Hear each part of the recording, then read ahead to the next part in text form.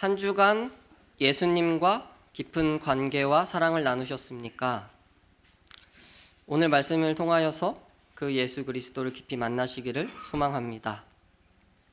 혹시 자아팽창이라는 말을 들어보셨을까요? 칼 융이라는 심리학자가 가장 먼저 사용한 말인데요. 이 말은 각 사람의 의식 중심에 있는 자기 자신이 실제 모습 이상으로 이렇게 부풀어져 있는 심리 상태를 말합니다. 즉, 이 자아팽창이라는 말은 자기 자신이 이렇게 풍선처럼 부풀어져 있는 상태입니다. 많은 학자들은 요즘 시대가 이런 자아팽창 시대이다 이렇게 정의하고 있습니다. 젊은 세대들이 많이 하는 유튜브나 인스타그램이나 이런 SNS에는 이상하리만큼 수많은 사람들이 행복하고 예쁘고 젊고 아름답습니다. 실패하는 사람은 거의 없고 성공하는 사람들은 넘쳐납니다. 예쁜 여행 사진들, 여유롭게 좋은 카페에 앉아서 커피를 마시는 모습들. 인터넷상에는 불행한 사람은 별로 안 보입니다. 모두가 멋진 인생을 살고 있는 것처럼 보이고 모두가 행복하고 그런 자기 모습을 보여주려고 노력합니다. 멋진 집, 멋진 차, 멋진 여행, 멋진 직업, 그리고 너무나 화목해 보이는 가족의 모습들. 많은 사람들은 이런 자아팽창 시대에 한껏 자기 자신을 과시합니다. 나는 너희가 무시하면 안 되는 대단한 사람이야. 나는 착하고 좋은 사람이야. 나는 이런 것들을 누리고 있는 사람이야. 이 자아팽창 시대를 살아가는 현대인들은 자기 자신의 내면보다는 겉으로 보여지는 자기 모습을 사람들에게 평가받고 보여지는 자기 모습에 많은 시간을 할애합니다. 이런 자아팽창 시대에 살아가는 많은 사람들은 필연적으로 여러 개의 가면을 씁니다. 이를 학문적인 용어로는 페르소나라고 부르는데, 이 연극 배우들이 이렇게 보시면 이렇게 가면을 쓰고 있는 그런 영상 보셨죠? 그런 가면을 말합니다. 실제 자기 모습이 아니고 상황과 역할에 맞추어 수많은 가면들을 쓰고 살아가는 현대인을 표현한 말입니다. 직장에서는 직장인의 가면을 씁니다. 직장에서는 맡은 바 업무를 충실히 해나가는 성실한 사람을 연기합니다. 가정에서는 좋은 아빠, 사랑이 많은 엄마, 또 말 잘 듣는 자식의 가면을 씁니다. 이웃을 만날 때는 자신이 가꾸어 놓고 있는 그 평판에 맞는 가면을 씁니다. 착하고 선한 사람이라는 가면을 씁니다. 이처럼 수많은 사람들은 실제 자기 자신이 아니라 실제 자기 자신은 가면 뒤에 숨어 있고 자신의 연약한 모습이 외부에 들키지 않기 위하여 잔뜩 이렇게 부풀려서 나는 대단하고 좋은 사람이야를 보이려고 노력합니다. 사실 많은 사람들은 이렇게 살아가는 게 너무 힘이 듭니다. 너무 힘이 드는데 가면을 벗을 수는 없습니다. 왜냐하면 진짜 자기 자신이 들키면 안 되거든요. 혹시 지금까지 나눈 이야기 중에 여러분의 모습을 발견하신 분이 계십니까? 자아팽창 시대에 진짜 자기 자신은 대부분 방치되거나 숨겨져 있습니다. 외부에 들키면 안 되는 자기 자신은 여전히 내 안에 있으나 억울함과 결핍만 남은 채 어디에 있을 뿐입니다. 그렇기 때문에 많은 사람들은 두 가지 모습을 보입니다. 외적으로는 부풀어진 자아, 그리고 은밀함 가운데 존재하는 오그라드는 영혼입니다. 예수님을 제대로 만나기 전 저의 삶이 그랬습니다. 저는 지금으로부터 한 10년 전인 것 같아요. 2011년 대학을 졸업하고 우리나라 재계순위 5위인 롯데그룹의 42기 대졸공채로 입사했습니다. 이 회사의 자산 규모가 100조 정도 됩니다. 이 큰 회사가 제 자신이 된 겁니다.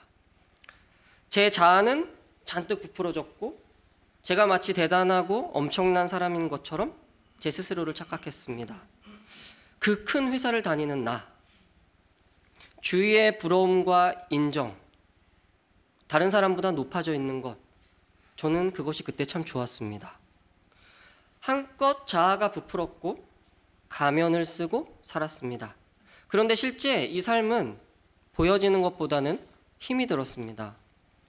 부품 풍선은 아주 작은 바늘로 톡 치면은 펑 하고 터집니다. 많은 현대인들은 사실 인터넷상에 스스로 보이려고 하는 행복한 모습과 자기의 실제 삶과는 많은 괴리가 있습니다. 사실은 위태하고 힘든 삶을 또 여러 가지 연기들이 필요하기 때문에 더욱더 어렵게 꾸역꾸역 살아가고 있습니다. 사랑하는 성도 여러분, 아무에게도 들키지 않은 여러분만의 가면은 무엇입니까? 어떻게 하면 그 가면을 벗고 자유할 수 있을까요? 저는 오늘 말씀을 통하여 여러분과 함께 이 작업을 해보려고 합니다. 우리 함께 6장 1절을 읽어보겠습니다. 시작.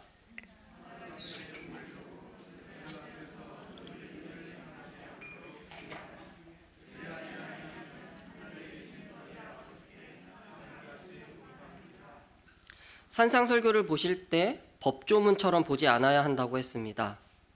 예수님이 저와 여러분을 찾아오셨고 여러분에게 복이 있다고 선언하셨습니다.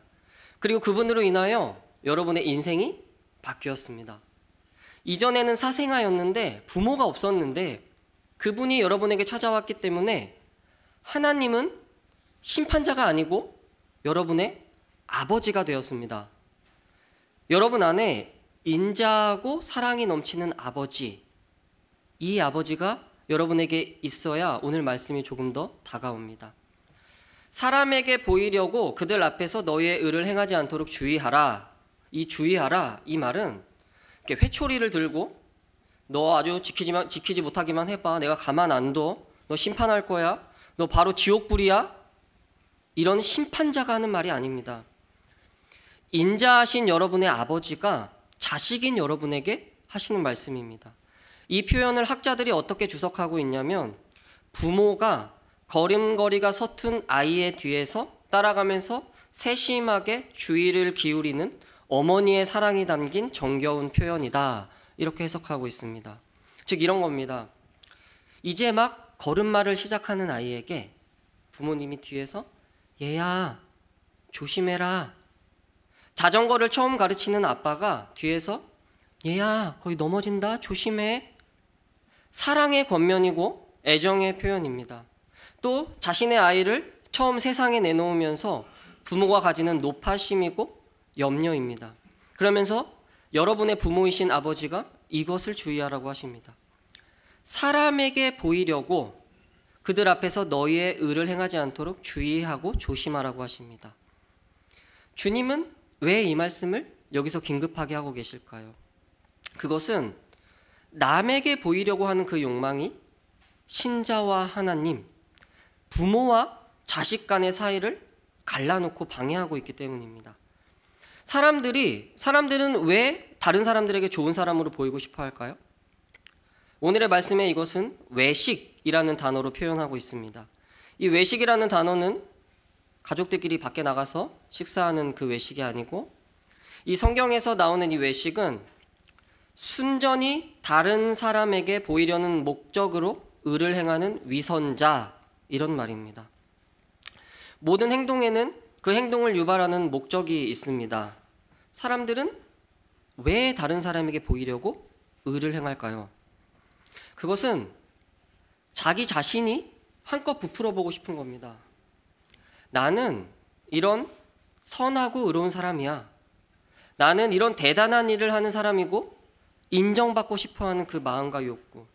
결국은 외부에서 보는 자기 자신, 자기에 대한 평가, 다른 사람의 인정, 이것에 최우선의 가치를 두고 있는 겁니다. 바로 이 마음들이 이러한 외식의 행동을 유발합니다. 조금 더 구체적으로 보겠습니다. 예수님은 사람들에게 보이려고 의를 행하는 이 행동에 대하여 세 가지의 예를 들고 계십니다. 하나는 2절부터 4절까지 구제이고, 하나는 5절부터 나오는 기도이고, 마지막 세 번째는 16절부터 나오는 금식입니다. 구제, 기도, 금식, 어떤 행동들 같으십니까? 전부 굉장히 좋은 일이고 특별히 하나님이 신자들에게 명령하신 일들입니다. 신자로서는 마땅히 해야 한다고 우리가 설교와 말씀을 통하여 수없이 배웠던 내용입니다. 세상적인 표현을 빌리자면 종교적인 일들이라고 할 수도 있습니다. 이 당시 바리새인들은 이 세 가지가 가장 중요했습니다. 구제, 기도, 금식. 누구보다 많이 구제해야 되고, 누구보다 많이 기도해야 되고, 누구보다 많이 금식하는 것이 그들에게 가장 중요했습니다. 그런데 주님은 그들의 이 행동을 보시고 사람들에게 보이려고 하는 것에 불과하다 이렇게 선언하십니다. 2절을 보실까요? 너희가 구제할 때에 사람에게 영광을 받으려고 회당과 거리에서 나팔을 불듯이 한다. 5절에는 기도할 때에 사람에게 보이려고 회당과 큰 어귀에 서서 한다. 16절에 금식할 때에 사람에게 보이려고 얼굴을 흉하고 티내게 한다. 이들은 왜 그렇게 했을까요? 구제, 기도, 금식 전부 다 하나님과 관련된 일입니다. 한편으로는 교회의 사역을 줄여놓은 말입니다. 그런데 그 중심에 들어가 보니까 하나님이 아니라 사람들에게 보이려고 하고 있는 겁니다. 오늘의 이 말씀을 이렇게 오해하면 안 됩니다. 우리 이렇게 많이 오해하는데, 너 구제할 때 아무에게도 들키면 안 돼. 너 기도할 때 아무도 보면 안 돼. 너 금식할 때 아무도 몰라야 돼. 너 누군가 알게 되면 큰일 난다. 너만 알아야 돼. 이 말씀이 아닙니다. 이 말씀이 아니고 오늘의 말씀은 무슨 말이냐면, 네가 행하는 구제, 기도, 금식 그 안에 교묘하게 숨어져 있는 너의 진짜 목적이 무엇이냐고 묻고 계십니다. 그 중심에 이런 게 있는 겁니다. 다른 사람들이 나를 보고 생각하고 평가할 때 구제를 많이 하는 사람, 기도를 많이 하는 사람, 금식을 많이 하는 사람으로 봐주기를 바라는 마음, 하나님이 아니라 사람들이 나 자신을 인정해 줬으면 좋겠고 인정받고 싶고 칭찬받고 싶은 마음, 나를 대단한 사람으로 여겨주길 바라는 마음, 나의 믿음은 연약하지 않고 대단하며 얼마든지 천국에 들어가고도 남는다고 여겨주길 바라는 마음, 나는 성실하고 연약하지 않고 멋진 사람이라고 바라봐주고 존경받고 싶은 마음, 그 중심에 뭐가 있습니까? 이 외식의 본질에는 하나님이 아니라 한껏 부풀어 있는, 그러나 풍선처럼 속이 텅 비어 있는 자아가 있습니다.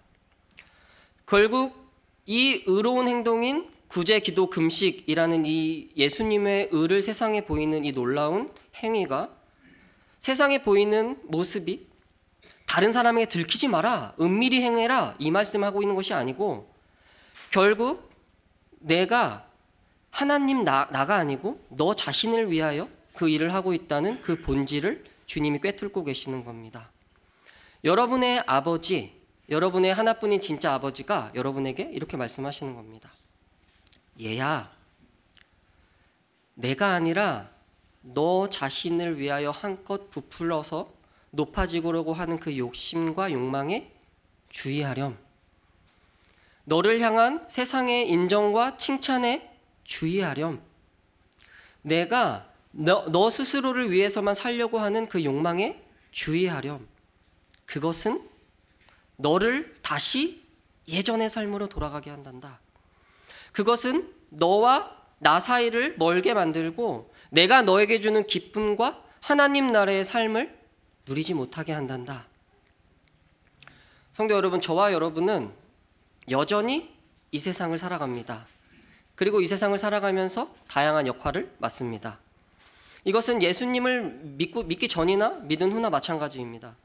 예수님을 믿는다고 하여도 직장에 나가야 됩니다. 왜냐하면 먹고 살아야 하기 때문입니다. 예수님을 만난다고 해서 가정을 내팽개칠 수 없습니다. 그것은 주님이 원하시는 것이 아닙니다. 그렇기 때문에 우리는 필연적으로 여러 가지 면에서 여러 가지 역할적인 가면을 자연스럽게 쓰게 됩니다. 인정받고 싶은 욕구와 상관없이 말입니다. 직장에서 어떠십니까? 내 마음대로 다 할 수 없습니다. 화가 나도 참아야 될 때가 있습니다. 또 성실해야 되고 맡은 바 임무를 다 해야 합니다. 먹여 살릴 가족들이 있기 때문에 사회에서 연기를 할 수도 있습니다. 억지로 웃어야 할 때도 많이 있습니다. 가정에서도 마찬가지입니다. 과거의 시대의 아버지들은 무너지면 안 됩니다. 직장에서 아무리 힘들고 아무리 어려워도 가정에서 티를 내면 안 됐었죠. 여전히 내 안에 연약함이 있고 나도 누구에게 의지하고 싶은 마음이 있는데 아내나 자식들에게 보여서는 안 되었습니다. 아버지라는 가면을 써야 했습니다. 힘들게 인내하며 주어진 역할을 잘 감당해가는 이 모습을 단순히 인정받고 싶은 욕망 때문에 여러 가지 가면을 쓰고 연기한다고 말하기는 어려울 것입니다. 그런데 여러분, 교회에서는 어떠십니까? 저는 여러분과 이 이야기를 해보려고 합니다. 예수님은 오늘의 외식에 대한 말씀에서 구제, 기도, 금식에 대한 예시를 드셨습니다. 전부 다 하나님과 관련된 일입니다. 전부 다 신앙생활과 관련이 있다는 말입니다. 다시 말하면 여러분과 하나님과의 관계와 관련이 있다는 말입니다. 구제를 왜 합니까? 하나님이 하라고 했으니까요. 그리고 하나님 사랑과 이웃 사랑이 분리될 수 없다고 말씀하셨기 때문이죠. 기도는 무엇입니까? 여러분과 하나님과의 대화입니다. 하나님과의 대화는 내가 하나님과 깊이 만나는, 하나님과 깊은 관계로 나아가고 그분을 알아가는 가장 중요한 수단입니다. 금식도 마찬가지입니다. 요즘은 많이 하지 않지만 육체를 절제해서 더 하나님께 집중하며 나아가려고 했던 시도였습니다. 그렇기 때문에 여러분께 다시 여쭤보겠습니다. 여러분은 교회 공동체 안에서 가면을 쓰고 계십니까?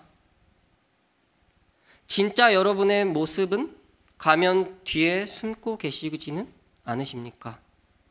이 당시 바리새인들이 그랬습니다. 정말 열심히 신앙생활 했고 모든 계명을 다 지켰습니다. 누구보다 헌금을 열심히 했고 아주 사람들 보는 앞에서 동전통을 딸딸딸딸 이렇게 보여줬고 기도도 마찬가지였고 매일 하루에 3번씩 정해진 시간에 거리에서 큰 소리로 기도했습니다. 금식도 며칠씩 누가 보아도 저 사람 금식하는 사람이다. 저 사람 대단하다. 믿음이 엄청나다. 저 사람은 천국에 들어가고도 남겠다. 많은 사람들의 존경과 칭찬을 받았습니다. 또 어떤 사람들은 그 사람들을 보면서 나는 그렇지 않은데 나는 멀었구나. 이런 낙심도 많이 하였습니다. 그런데 주님은 그 본질에 가만히 보니까 하나님이 아니고 한껏 부푼 자기 자신이 있는 겁니다. 사람들에게 그렇게 보여주고 싶어하는 욕망으로 부풀어 있는 자기 자신입니다. 여러분은 어떠십니까?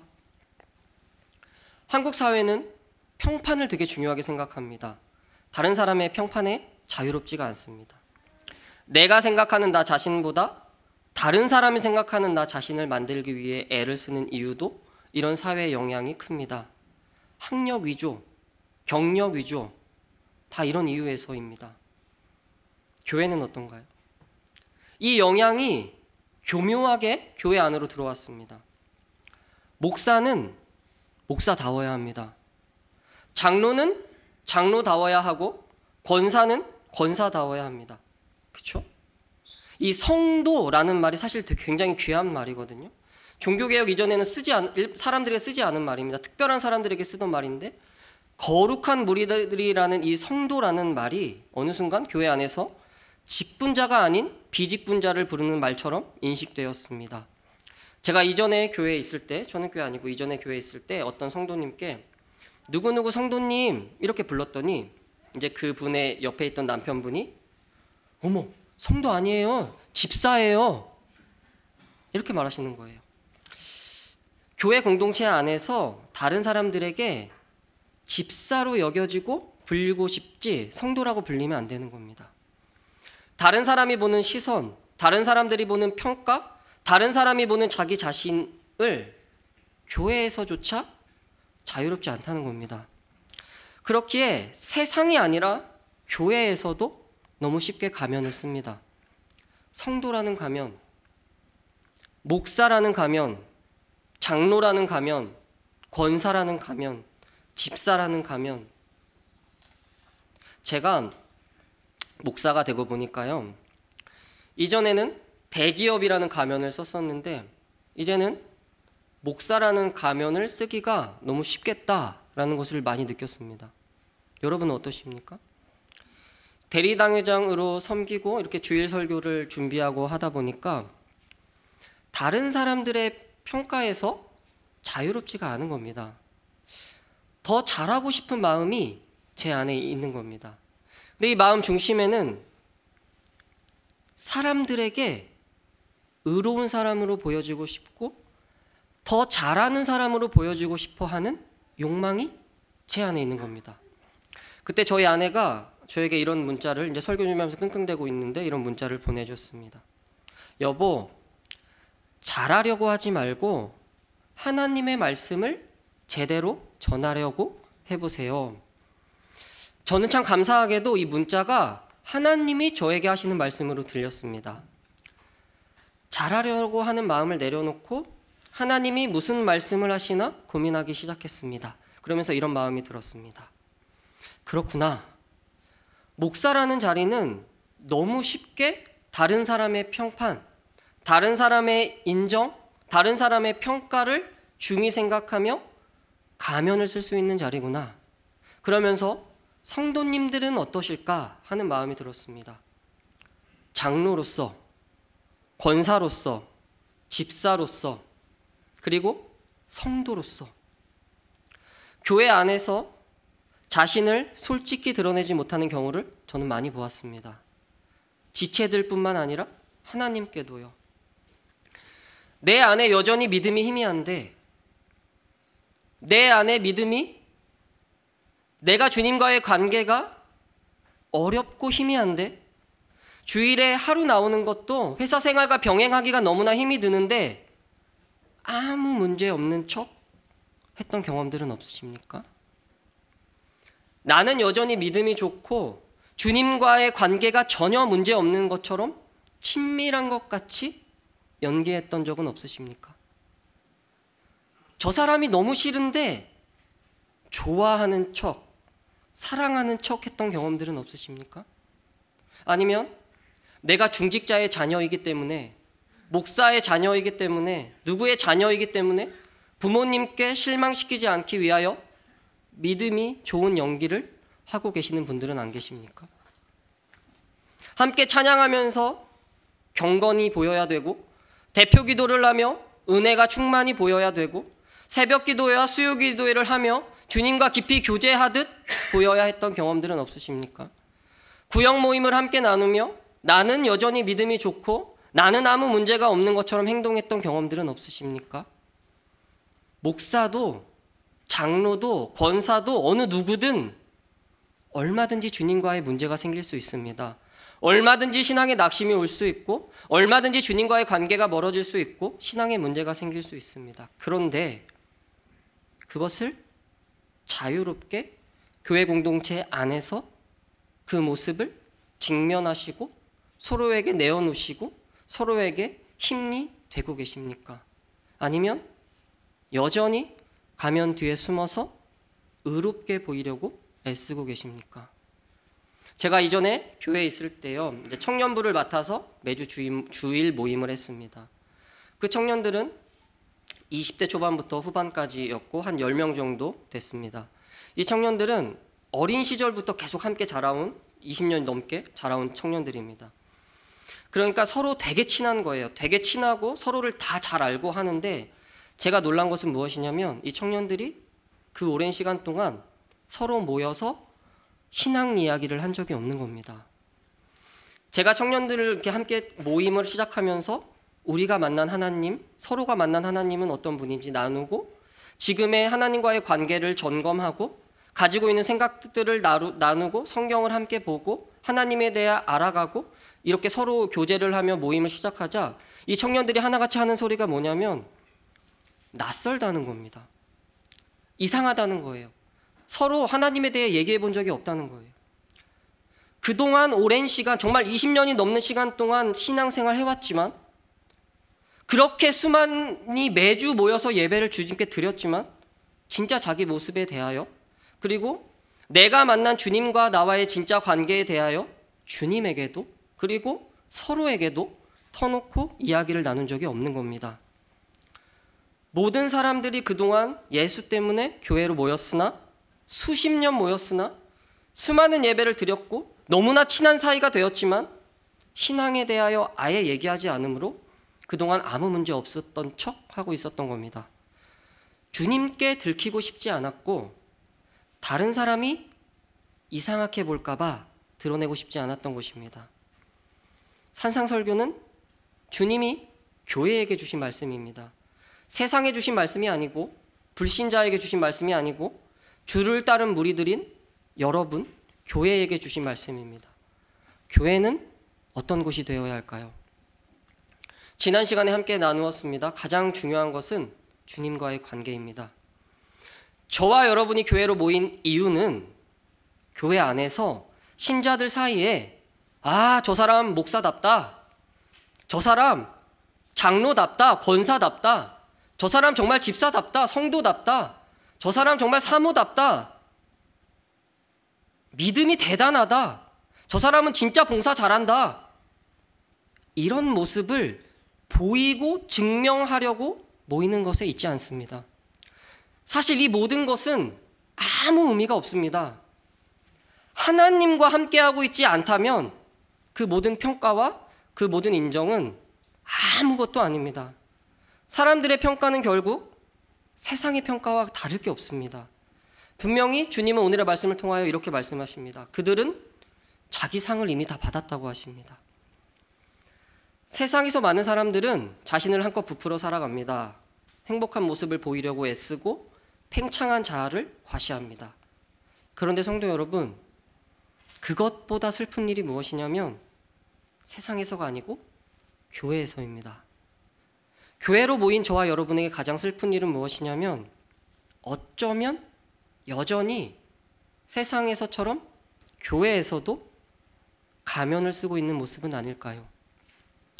직분자다움에 숨어서, 성도다움에 숨어서 주님과의 관계가 썩어 문드러져 가는데도 어느 누구에게 드러낼 수 없는 분위기와 환경, 서로 몇십 년 모였는데도 자기가 만난 예수님과 복음을 서로에게 나누는 것이 어색하고 이상한 모습들, 예배만 드리고 설교만 듣고 다시 신앙인의 가면을 벗고 세상으로 돌아가는 많은 사람들, 어쩌면 이 모습이 이 시대, 이 자아가 팽창한다는 이 시대보다 더 슬프고 더 아픈 오늘날 교회의 모습은 아닐까요?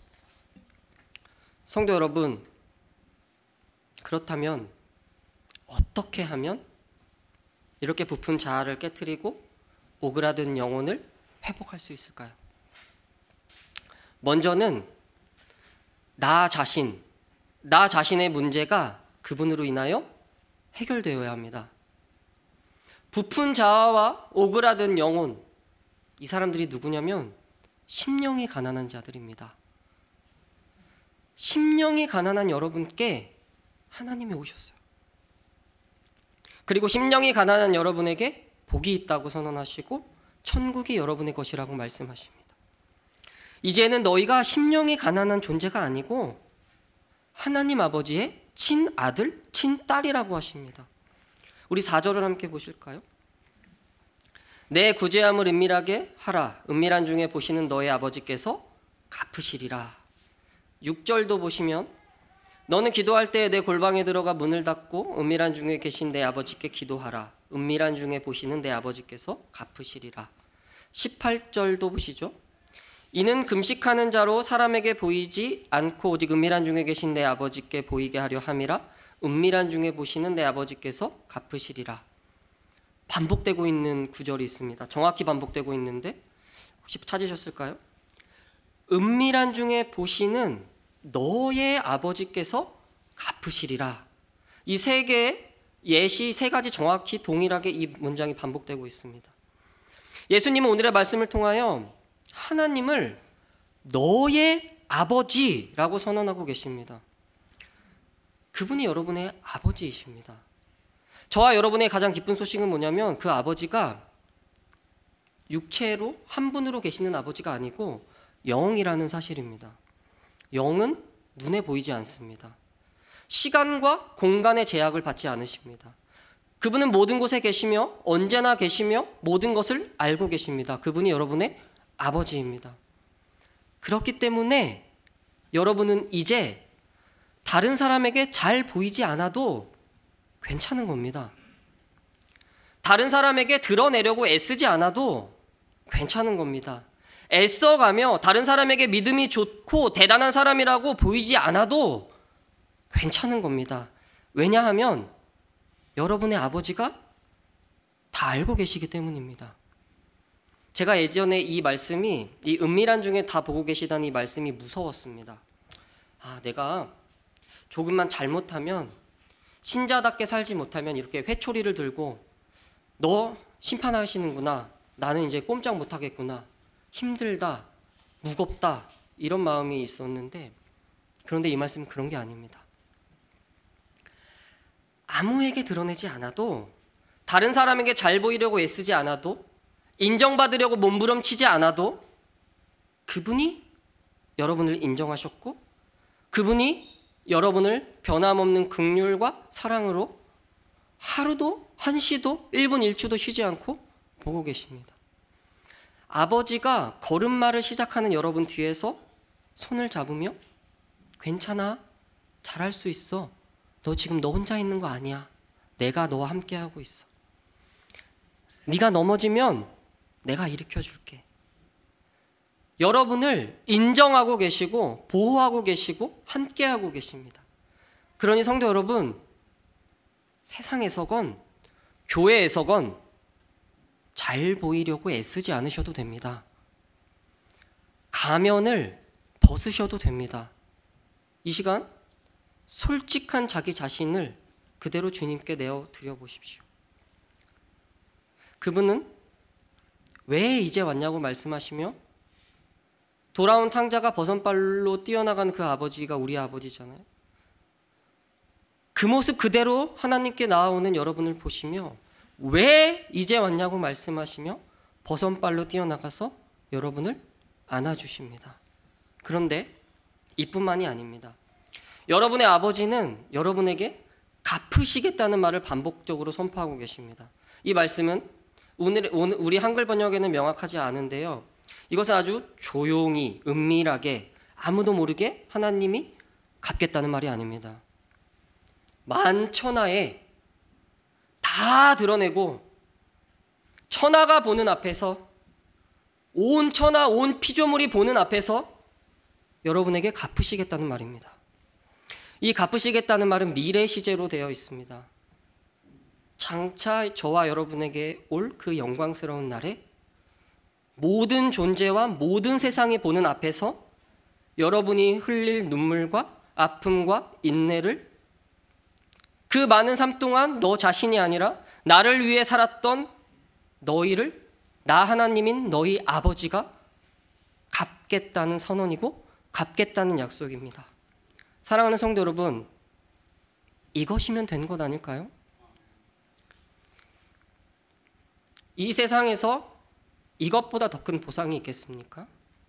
주님이 이 선언, 세상의 어떤 것과도 비할 수 없고, 제가 이렇게 말을 하고 있지만 말로 설명할 수 없는 그 영광의 약속이, 이 약속이 얼마나 큰 영광의 약속인지 알게 된 사람들은 이 세상에서 칭찬, 다른 사람의 인정, 이것이 얼마나 보잘것없는 것인지, 내가 그동안 얼마나 낮은 수준에서 만족하려고 애쓰고 있었던 것인지를 깨닫게 됩니다. 주님의 보상을 사모하십시오. 이 약속은 영원하며 주님이 말씀하셨기 때문에 반드시 이루어질 일이며 저와 여러분에게 예비된 진정한 주님이 주시는 복입니다. 여러분의 문제는 완전히 100% 해결받았고 이제는 하나님 나라의 시민이 된 것이 여러분의 정체성입니다. 자기 자신의 문제가 그분으로 인하여 해결된 사람들은 이제는 내가 나 자신만을 위해 사는 것에 무의미함을 깨닫기 시작합니다. 우리 3절을 보실까요? 이것도 유명한 말씀인데, 너는 구제할 때 오른손이 하는 것을 왼손이 모르게 하여, 이렇게 되어 있습니다. 주님은 오른손이 한 일을 왼손이 모르게 하라고 하십니다. 말이 안 되죠. 오른손도 나고 왼손도 난데 이게 다른 인격체가 아닌데 어떻게 서로 모르겠습니까? 그런데 가능한 방법이 있습니다. 그것은 무엇이냐면 행동을 하는 주체인 내가 없어지는 겁니다. 행하는 사람 자체가 없어지면 가능합니다. 내 문제가 해결되었기 때문에 내 자아는 죽어가고 여러분 안에 그분만 남게 되는 겁니다. 신자는 자아가 부풀어가는 사람들이 아니고 자아가 죽어가는 사람들입니다. 우리가 성경 낭송을 통해 함께 마태복음 25장을 읽었는데 이 25장에 가시면 마지막 날에 그분이 오셔서 의인들에게 하시는 말씀인데 이렇게 되어 있습니다. 내가 줄일 때에 너희가 먹을 것을 주었고 목마를 때에 마시게 하였고 나그네 되었을 때에 영접하였고 헐벗었을 때에 옷을 입혔고 병들었을 때에 돌아보았고 옥에 갇혔을 때에 와서 보았느니라. 이에 의인들이 대답하여 이르되 주여 우리가 어느 때에 주께서 줄이신 것을 보고 음식을 대접하며 목마르신 것을 보고 마시게 하였나이까? 어느 때에 나그네 되신 것을 보고 영접하였습니까? 어느 때에 병드신 것을 보고 옥에 갇힌 것을 보고 가서 배웠나이까? 의인들의 대답을 주목해 보십시오. 내가 어느 때에 그랬습니까? 내가 언제 그런 일을 했습니까? 기억을 못합니다. 자기가 한 일을 기억을 하지 못하고 있습니다. 놀랍지 않으십니까? 오늘의 말씀 그대로 오른손이 한 일을 왼손이 모르고 있습니다. 이들은 어떻게 이런 반응을 할 수 있을까요? 의인들이 이런 대답을 할 수 있는 이유는 자기 자신이 죽어가고 있기 때문입니다. 자기 자신 때문에 이 일을 하고 있는 게 아니에요. 이들에게 이 일들은 특별한 일이 아닙니다. 기억을 못할 만큼 우리가 밥 먹는 거 기억합니까? 숨 쉬는 거 기억합니까? 기억을 못할 만큼 그냥 하고 있는 겁니다. 이 의인들이 누군지 아십니까? 저와 여러분입니다. 그런데 반면 악인들을 보십시오. 악인들은 이렇게 대답합니다. 어느 때 우리가 안 했습니까? 다 했는데요? 왜 어느 때 우리가 안 했습니까? 하나하나 다 기억을 하고 있습니다. 대답이 의인과 악인은 완전히 반대로 대답하고 있습니다. 다른 사람이 나를 어떻게 여길까? 직분자로서 믿음이 좋은 사람으로 바라볼까? 이런 대상이 되는 자기 자신 자체가 없어지는 겁니다. 그렇기 때문에 기억을 못합니다. 나를 위해 하는 것이 아니고 나의 문제가 그분으로 인하여 그분의 십자가로 인하여 100% 해결되었기 때문에 이제는 자연스럽게 나 자신이 아니라 내 안에 그분만 남는 겁니다. 여러분 자기 자신을 보실 때 나 자신이 아니라 예수 그리스도로 바라보시기를 소망합니다. 교회는 그런 한 사람 한 사람이 모인 곳입니다. 신자는 자기 자신이 아니라 그분으로 사는 사람들입니다. 그분으로 인하여 즐거워하고 그분과 함께하며 기뻐하고 그분과 깊은 사랑과 교제를 나누는 사람들의 모임입니다. 그렇다면 성도 여러분, 나 자신을 예수 그리스도로 볼 뿐만 아니라 옆에서 같이 예배하고 있는 사람들, 여러분의 지체들, 조목사, 최장로, 김장로, 변장로, 이권사, 김권사, 허간사, 황간사, 이렇게 그 사람들 자체로 보지 않으시면 어떠실까요? 여러분의 지체들도 자기 자신이 예수 그리스도이신 것처럼 그 사람 자체도 죽어가고 예수님으로 사는 사람들입니다. 여러분이 지체들을 그 사람 자체가 아니라 예수 그리스도로 바라보십시오. 무슨 목사가 그래? 무슨 장로가 그래? 무슨 권사가 그래? 저게 무슨 성도야? 11조 안 하잖아. 예배 안 나오잖아. 저게 무슨 신자야? 이 말은 저게 무슨 예수야? 이 말과 정확히 동일합니다. 여러분 옆에 있는 영적인 가족들은 한 사람의 예수입니다. 먼저는 여러분 자기 자신을 보시고 예수로 바라보시고 여러분의 지체들을 예수 그리스도로 바라보실 때 저와 여러분은 비로소 가면을 벗을 수 있습니다. 저와 여러분의 연약함을 얼마든지 아버지께 내어놓아도 얼마든지 공동체에 내어놓아도 정죄나 비판이 아니라 용납과 수용 그리고 사랑으로 나아가게 됩니다. 주님이 여러분을 받으셨던 것과 마찬가지입니다. 사랑하는 성도 여러분, 가면을 벗읍시다. 그러셔도 괜찮습니다. 세상에서 얼마나 많은 가면을 쓰고 삽니까? 얼마나 어렵고 힘이 듭니까? 조금이라도 내 자신을 세상에 내어놓았다가는 수많은 이리떼에 몰려서 고통당할까 봐 얼마나 두려우십니까? 신앙과 일상이 왜 분리될까요? 그것은 신앙에서부터 나도 모르게 가면을 쓰고 있기 때문입니다. 교회에서조차 나의 이 심령의 가난한 심령을, 나의 영혼을 온전히 서로 내어놓지를 못합니다. 주님은 심령이 가난한 자들을 위하여 이 세상에 오셨는데 가난한 모습을 교회에 보였다가는 살아남지 못한다고 여깁니다. 그렇게 되니 주일에만 겨우 성도의 가면을 쓰고 일상에서는 다시 그 가면을 벗습니다. 그러면 자아가 점점 부풀어가고 우리의 영혼은 쪼그라들어갑니다. 일상과 신앙의 분리는, 이 괴리는 어디로 결국 나아가냐면 자기 스스로를 점점 정죄하고 자신 스스로의 위선자의 모습을 발견하게 되고 그 모습이 더욱 들키지 않으려고 애쓰는 쪽으로 가게 됩니다. 성도 여러분, 그 길에서 멈추셔야 합니다. 하나님이 여러분의 아버지입니다. 그렇기 때문에 이제는 나로 사는 것을 내려놓고 가면을 벗을 용기를 내십시오. 그동안 믿음이 좋은 사람처럼 보이기 위하여 주님과의 관계에 아무 문제 없는 사람처럼 주위의 사람들에게 보이기 위하여 애쓰며 신앙생활 하신 분들이 계십니까? 성도라는 가면을 쓰고 뒤에서 벌벌 떨고 계시지는 않으셨습니까? 하나님께 이 모습이 들킬까 봐, 다른 신자가 진짜 나의 모습을 알게 될까 봐 걱정하고 계시지는 않으셨습니까? 하나님은 여러분을 예수님과 동일하게 보시며 다 갚으시겠다고 말씀하십니다. 아무 말 하지 않아도 다 알고 계시다고 하십니다. 그 다 갚으실 여러분의 아버지를 신뢰하십시오. 그리고 여러분의 영적인 가족들을 신뢰하십시오.